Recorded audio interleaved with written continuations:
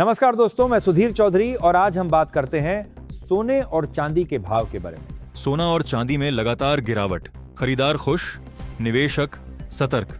नमस्कार दोस्तों, अगर आप पिछले कुछ दिनों से सोने और चांदी के भाव पर नजर बनाए हुए हैं तो आपने एक बात जरूर नोट की होगी। बाजार में लगातार चौथे दिन बड़ी गिरावट देखने को मिली है।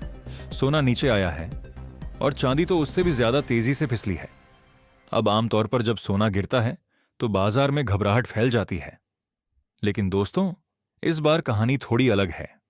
एक तरफ वो लोग हैं जो शादी ब्याह, त्योहार या पारिवारिक जरूरतों के लिए सोना चांदी खरीदना चाहते थे। उनके चेहरे पर साफ मुस्कान है क्योंकि रेट नीचे हैं। और दूसरी तरफ हैं निवेशक जिन्होंने गोल्ड ईटीएफ या सिल्वर ईटीएफ में पैसा लगाया हुआ है। उनके लिए ये गिरावट थोड़ी चिंता लेकर आई है क्योंकि पोर्टफोलियो की वैल्यू घटती नजर आ रही है। अब सवाल ये उठता है, क्या वाकई डरने की जरूरत है या फिर क्या ये गिरावट एक शानदार मौका बन सकती है?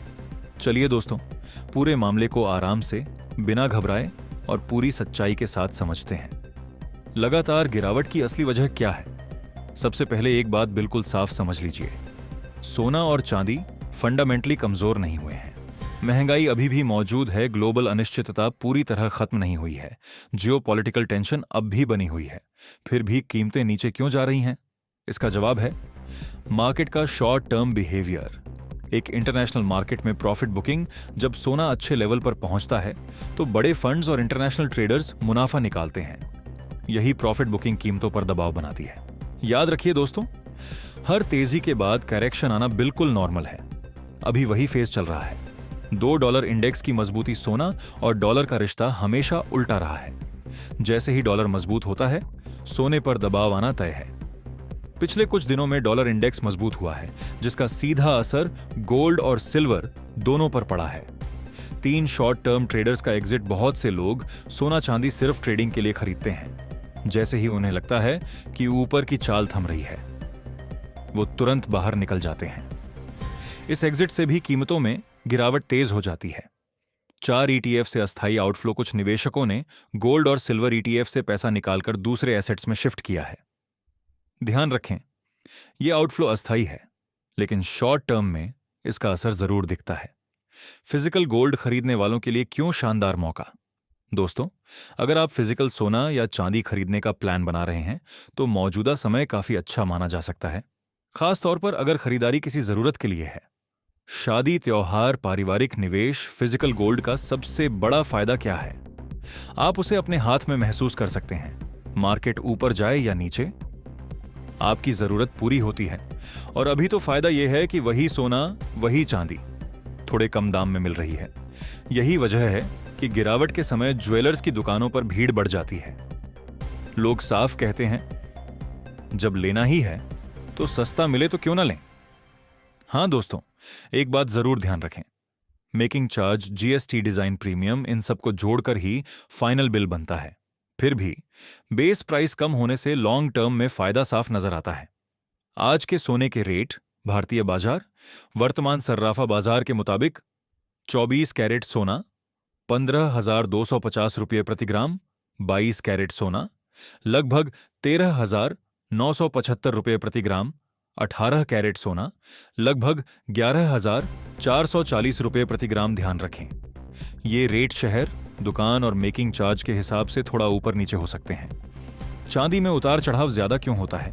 चांदी हमेशा सोने से ज्यादा वोलेटाइल रहती है और इसकी सबसे बड़ी वजह है इंडस्ट्रियल डिमांड।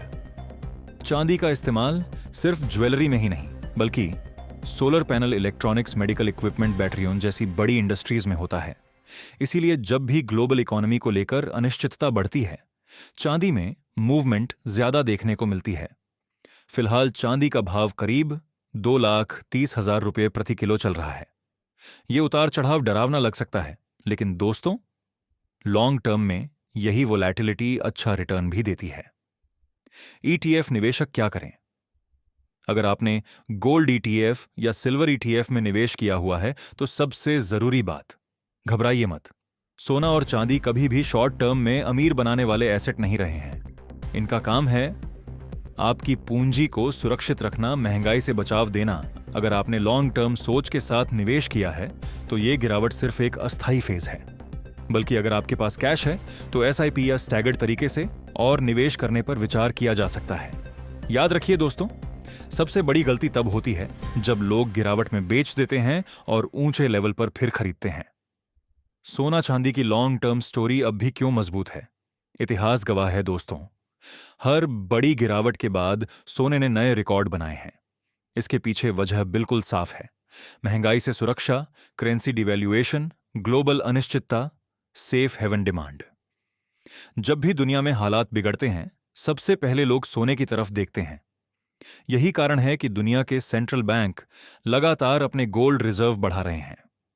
चांदी भी अब उसी रास्ते पर आगे बढ़ रही है, खासतौर पर ग्रीन एनर्जी और टेक्नोलॉजी की वजह से। निष्कर्ष, डर नहीं, समझदारी जरूरी है दोस्तों। मौजूदा गिरावट को डर की नजर से नहीं, समझदारी की नजर से देखना चाहिए। फिजिकल खरीदारों के लिए मौका, ईटीएफ निवेशकों के लिए धैर्य की परीक्षा। मार्केट कभी सीधी लाइन में नहीं,